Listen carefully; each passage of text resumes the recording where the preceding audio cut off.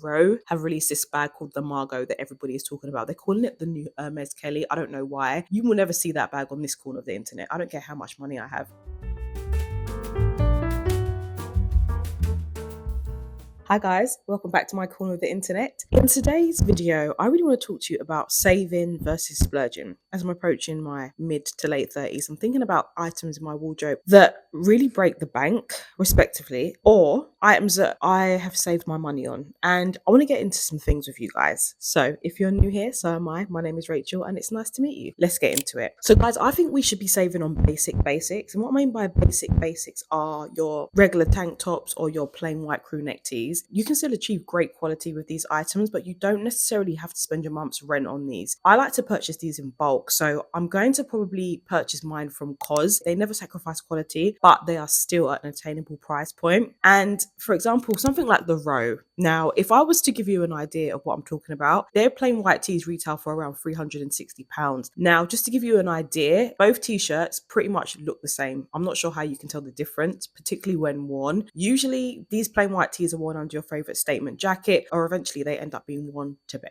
Like I said, t-shirts are a great sidekick, but they're never going to really elevate your look or make a bold statement when it comes to putting together an outfit. They're a great building block, but I just don't think we should be spending too much money on them. Do you know what I mean? Now, when it comes to splurging on basics, I like to spend a little bit more money on something that is a bit more special, that has impeccable tailoring, and something that makes a statement and elevates my look instantly. For example, this Marcus Almeida t-shirt. Now, I'm putting this up just so you guys can get the reference, because this is something that I would part with some serious cash for. This is something that can be worn as its own unique masterpiece to me. I just love the design of this. I think it's really fashion forward, it's bold, it's so creative, it's unique, as opposed to a normal t-shirt from somewhere like the Row, for example. Both t-shirts here, I mean, they do the job. That's just what they are. They are t-shirts. However, this one offers more of a unique quality when it comes to getting dressed and making more of a statement. So I would definitely invest more in something like this, as I think, again, it just creates that elevation and it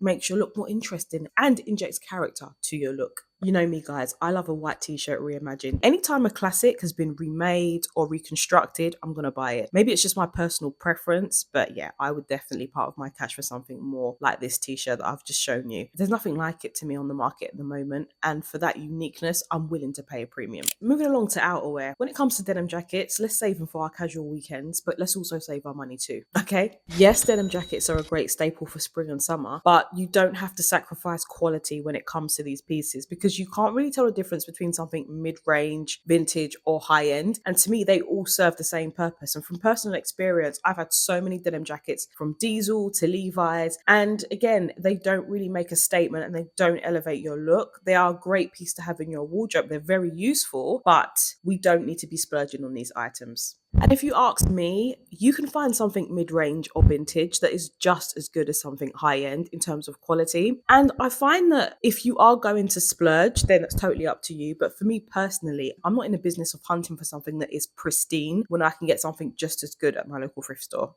And finally, I think denim jackets are quite similar to leather jackets. They do age really well over time, and I prefer mine with a little bit of wear and tear. So I'm always going to throw a vintage denim jacket into the mix. But when it comes to making a statement, I'm going to go all out and part with some serious cash whenever I'm purchasing either a luxurious blazer or a nice textured wool coat, whether it's cashmere, 100% wool, because of course you're spending that much money on more luxurious fabrics. But also, we need to think about how we feel in these items as well. And it's all about the quality, the coziness and the experience when we're wearing these luxurious items. For example, a blazer. I feel like a boss when I'm wearing a good structured blazer, and I've spoken to you guys about this before. I love a good hourglass silhouette with a cinched waist, good shoulder pads, and for some reason, the more elevated these basics are, the more you have to pay a premium for them. And I'm happy to do that. And you don't sacrifice on quality, because Source Unknown is a brand that I've been following for years now. And I always talk about them from the rooftops. I will scream their name because I love their good quality blazers, but they're not cheap. They literally range between £300 to £700, and they are worth every penny because the quality is there, but also their uniqueness. They just bring something different to the table when it comes to blazers. As far as I'm concerned, I do think that they're in their own lane. Sometimes when we do look at blazers, you know, on the runway, on the high street, and we do compare them, for me, I do think that if we do spend that extra amount of money, we do walk away with something a little bit more unique and more stylish. And why not add that to your wardrobe? I have tried to find cheaper versions, but I find that the quality and the style isn't as good. And for me, it's all about the aesthetics and how it aligns with my personal style. It's just not as effective for me personally. So I'm going to lean more into spending some more money on a blazer or a coat rather than a denim jacket. That's just me. Let me know what you guys think about in the comments. Do you prefer spending more money on casual items, or do you prefer to part of your cash when it comes to something a little bit more luxurious and pristine? Now let's talk about shoes, specifically those dainty strappy shoes that we've all spent a fortune on, but they don't even last us through to the next summer. Now I've had some that I've owned that I've spent some serious money on. I'm talking hundreds and hundreds of pounds, to the point where I've gone on holiday, someone stepped on my foot by mistake, my strap was broke. It's not a nice experience, I'm telling you. And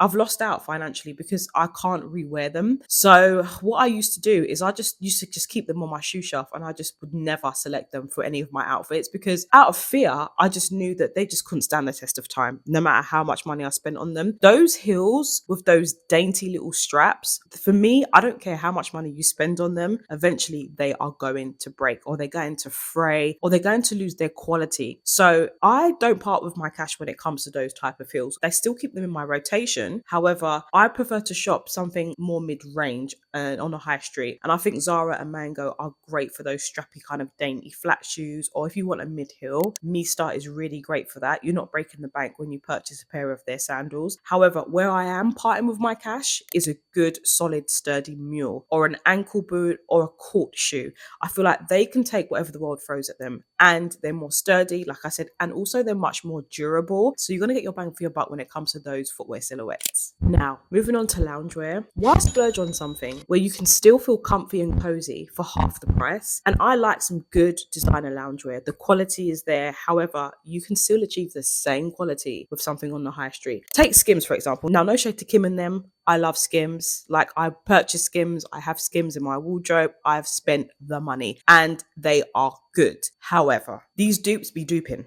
Okay. Amazon really have upped their game when it comes to these Skims alternatives dupes. They really have hit the mark when it comes to quality and price. I have a few dresses that were in my rotation for my maternity wardrobe, and I've compared the Skims version to the Amazon's version, and I'll be lying to say if the quality weren't there and the comfort weren't there. I'm sorry, I don't know if they're using the same factory or what, but what I'm saying is sometimes when we're at home chilling on the sofa watching TV or working from home, we can still achieve that same level of comfort as we would if we parted with our cash a little bit more and spent more coin on somewhere like Skims, for example. I just feel like, personally, since I've been spending more time indoors, I have not been splurging on loungewear because it's just totally unnecessary. I have loungewear that range from £100 to £200 to £20, and to me, the comfort is all the same. I have no issues with either or. However, if I'm going to save money, it would be on loungewear because I can't really spot the difference in terms of comfortability. However, where I do reserve my splurges for are for workwear, because when I'm in the office, particularly when I'm going there regularly, every single day I'm having meetings with my boss, I'm meeting new colleagues, I'm meeting new visitors to the organization. I want to look my best, and first impressions are always lasting. So I'm going to spend additional funds on a good blazer or a great suit or a great quality pair of denim jeans that I could pair with a blazer and a crisp white shirt underneath. I find that when we're going for promotions at work, we're holding meetings, presentations, we're going on work trips, it's always about putting your best foot forward and making a lasting impression. And who doesn't want to do that at work? You know, who doesn't want to look professional and clean and polished at the same time? These are clothes that we tend to wear regularly throughout the week, so why not invest in something that is of quality? Now let's switch gears and talk about minimalist designs. Now, you'd be living under a rock if you didn't know that the Row have released this bag called the Margot that everybody is talking about. They're calling it the new Hermes Kelly. I don't know why. You will never see that bag on this corner of the internet. I don't care how much money I have. For me personally, there's a difference between minimalism and boring. And I find that this is a very boring silhouette in terms of a bag. It looks like one of them bowling bags from back in the 70s. And you can find variations of these at your local thrift store for a fraction of the price. And also I find that it's more about status rather than it is quality. So why splurge on something that isn't really going to elevate your look, doesn't really stand out, and will kind of blend in with the crowd? Unless that's your type of thing, then have at it. But around these parts, we don't really like to drop a month's rent on a minimal, boring piece of fabric. Something that is understated,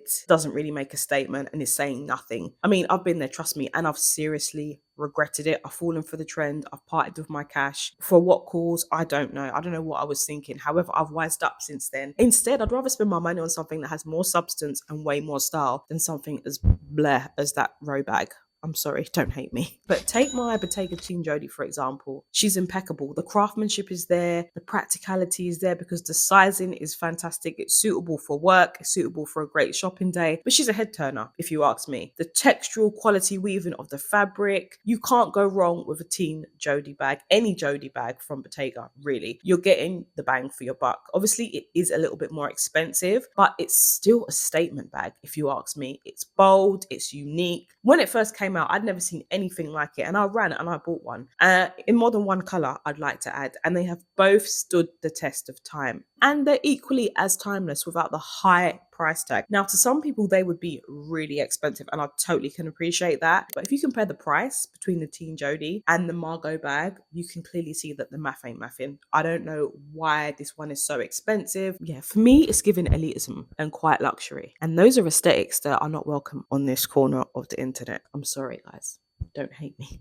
And if you are a fan of the Margot bag from the row, that's fine. It's totally down to you and your personal aesthetic and your budget and what you're comfortable spending. However, you can get some great dupes on the market. I'll insert some images here so you guys can get an idea of what I'm talking about. They're not dead on matches to the bag, of course, but they're a nice alternative where you're not sacrificing quality and price. Let me know what you guys think about this selection. So I think that's it guys for today's video. That was another short and sweet one. I really enjoyed talking about wardrobe essentials and how we can save our money and also where we can splurge our money, because remember, we are shoppers over here, okay? We like to shop, but we'd like to do it with intention. But remember, it's all about finding that perfect balance between quality and value. And sometimes I feel like the lines get blurred. However, I'm here to help you. So if you like watching videos like this, please stay tuned until next week and I'll be back.